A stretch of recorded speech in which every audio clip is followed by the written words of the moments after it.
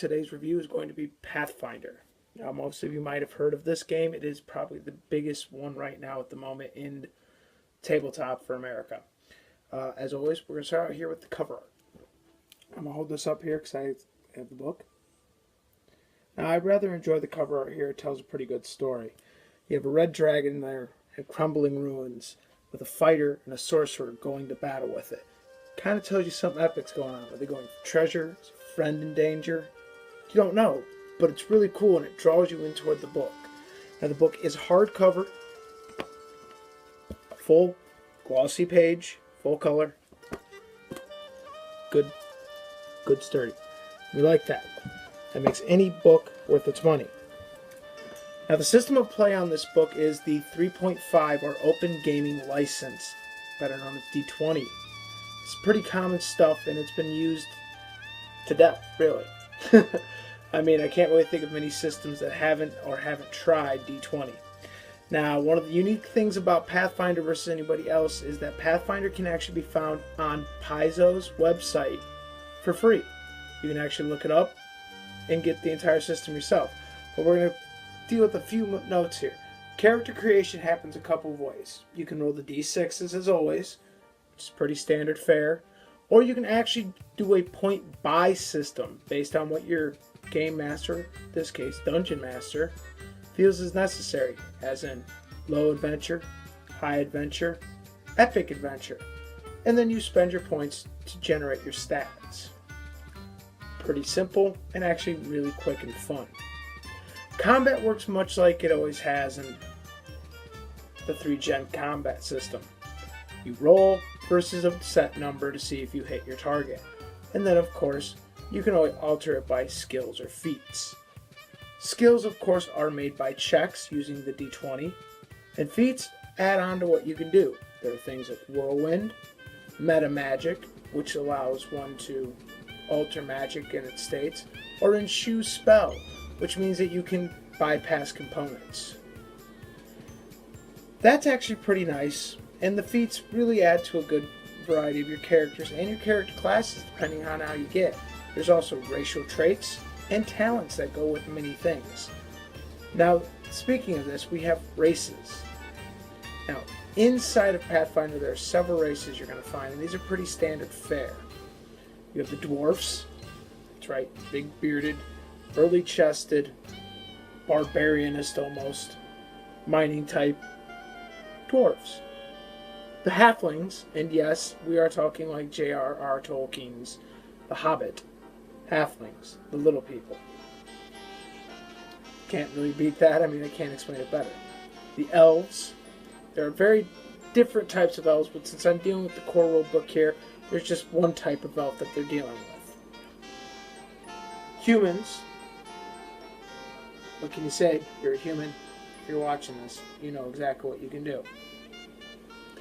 There are the gnomes, which are kind of almost descendants of the Fae, or spirits, depending on how you want to look at it. And they are physical forms. They are slightly taller than the halflings, but still shorter than the dwarves. Then there's half-orcs. These are, of course, a half-human, half-orc child. The stories on how these guys are usually up to the players. A lot of people use bastard child of a half-orc father or mother and a human. These guys are great warriors, even make some good mages. Then there's the half-elf. Again, same as the half-orc, product of half of the mating of a human and elf. Now in Pathfinder, especially this core rule book, which is pretty big for its size, it has barbarians, which are pretty much berserker characters. You make a barbarian, you throw yourself into combat in the middle of it, and you don't defend. You just slaughter, you kick ass, and you go forward. There's the Bard. Now the Bard is a great character in the fact of Pathfinder because he is a booster character. You sing songs, play instruments, you boost your fellow players, and make their characters even better. There are characters that are like the Bard inside the Advanced Player's Guide, which is another video at another time. But for now, The Bard in the core rulebook and the core system is an amazing choice. As a Bard, you can sing a song and make your Barbarian heal. Berserk more, dealing more damage. Same thing to help mages and fighters, but we'll be getting into those classes in a moment. There's the Cleric. Now the Cleric is a holy warrior, but not like a paladin in senses. They use and call upon prayers and have dominions. Their dominions, of course, are based upon the god they serve. So if one is an earth dominion, they are serving the earth god. I'm not going to name out the gods because you can look them up, and they have a quite extensive list of them, and they're pretty cool. Druids. Druids, of course, are nature mystics. Now, how a druid operates in their role in combat varies slightly depending on the player. Some druids like to use transformation abilities and feats, so they jump in the middle of combat as a giant bear and just beat people down. It works well for those types, and others like to stay back, using nature to slow and really confuddle their enemies, allowing the fighters or other characters to really help pound them in and just destroy them. Fighter character, and you've heard me mention them a couple of times. Fighter is standard fare. This is your, I've got a sword, I've got a shield, I want to go into combat and fight. Name implies it all. Where they're different than the Barbarian, the Fighter is not a berserker. They do not deal extra damage by getting mad. They don't move quicker. They're just a really good fighter. And I've said the name like 4 times, so really that should just drive it home for you. There's the Ranger. I rather like the Ranger because the Ranger is almost like a survivalist rogue in many ways. They survive out in the wilds by themselves.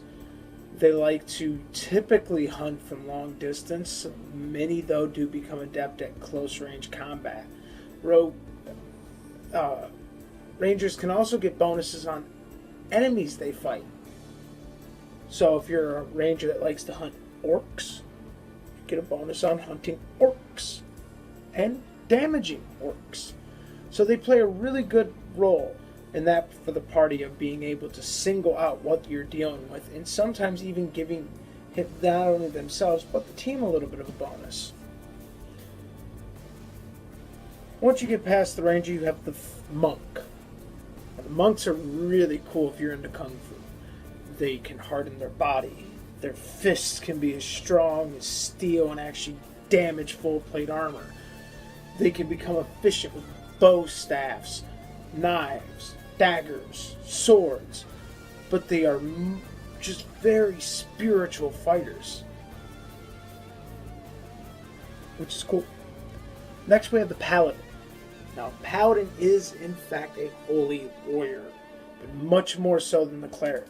The Paladin calls upon their god in a much different way, not of dominions, but upon blessings themselves, and they are usually fully clad in armor with big shields and a sword, and they call upon their god so that they get bonuses and boosters in themselves through their prayer.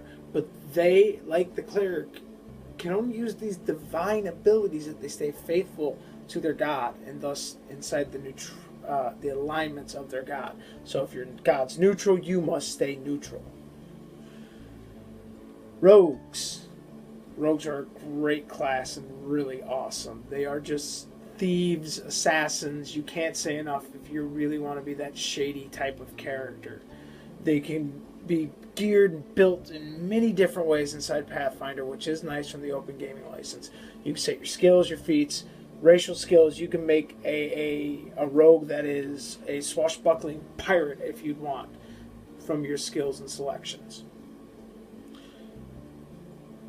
Sorcerer.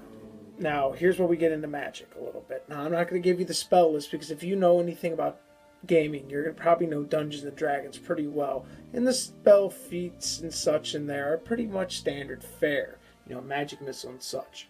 But the sorcerer class is a natural-born mystic. Now, somewhere in their bloodline, a magical creature got involved. And they do give you a list and bonuses that you get from being a sorcerer. You could be linked to the undead, linked to dragons, linked to something strange. And each one has a bonus, as I mentioned. Different spells, different natural abilities and such. But unlike the next class we'll talk about, the wizard, the sorcerer only knows what they know naturally. They're a natural-born mystic and care nothing much more for researching. Yes, a player can do this, but as I'm going with the book's description here for my review, I'm not going to build you a sorcerer. I can have a beard. The wizard, which is the next one, is the mystic that is trained in magic. Now they, unlike the sorcerer, who comes with the ability to naturally cast, so they don't need to get pixie dust and wing of bat or eye of newt. The wizard does need these things, so he would have to take a feat called Ensue Materials, which would allow them to bypass this. But the wizard is a master of magic and learns many spells as they go up, but just like in old Dungeons and Dragons and 3rd edition Dungeons and Dragons and 3.5 and such, you must set up your spells before you do anything as the wizard. So you've only got so many per level that you can cast. But a good player usually goes for the wizard and likes them a lot. So don't put them out of your mind much. Now, as far as gaming goes, Pathfinder is pretty much your big boy right now, with Dungeons and Dragons just now getting back into 5th edition. That being said, I do have my likes and dislikes of the system. One of my likes of it is that it is pretty easy to play and pretty quick to set up a character. You can have one done if you've never done it in about 15 minutes if you understand rules. So, not bad there. My dislikes, I've never been a big fan of static defense. I usually like reactive combat, but again, that is me. Now, if you have never known these terms, that means that a static defense, you need a 16 on your die with bonuses or modifiers to even deal me any damage. Otherwise, nothing occurs. Reactive combat means that you roll at me, I have a chance to choose to dodge, parry, try to parry, fail, and then dodge. Many different styles of reactive combat. With the amount of support that Paizo has given Pathfinder, both online and offline, including an entire community of gamers dedicated to it called Pathfinder Society, along with adventures you can buy, adventure box sets, even things such as the beginner's box set. So if you've never played a role-playing game, you can buy this thing right here. Some of you may be wondering why I have this. Because I am a nutball about gaming. And my wife bought it for me. I love the stuff she gets me. But you can get this right here. And this will actually explain everything in this game pretty simply. Including an adventure, some cardboard cutout for miniatures. And this game is very miniature accessible. In fact, it gives you several rules on how to use it. Including how many feet your character can move. So that you can set up your grids accordingly. That being said, is it worth the price tag of almost $60 for the core rule book? Well, yeah, actually, it is pretty much worth its price tag. The interior art is beautiful. The book's layout is clean. You can get reading it and get going pretty quickly. So some people might like a different flow, but the flow of the book starts out with character creation and rules. That's how really what you need to know, and then goes into job classes. Races and job classes. Sorry. That being everything I have to say about this. I mean, really, it's got a ton of supplements. In my opinion, if you do buy the book and you have spare cash and you want to supplement now, buy their advanced player guide. I will do a review on that sometime down the road, not sure when. So, thanks for listening in. I hope that this opened you up a little bit. If you're wondering more about the system, again, go to Paizo.com. It's an open gaming license. It's free to get. Can't complain, right? You can preview it, play it, enjoy it before you even decide to buy the book. So, again, thank you. Bunny signing out.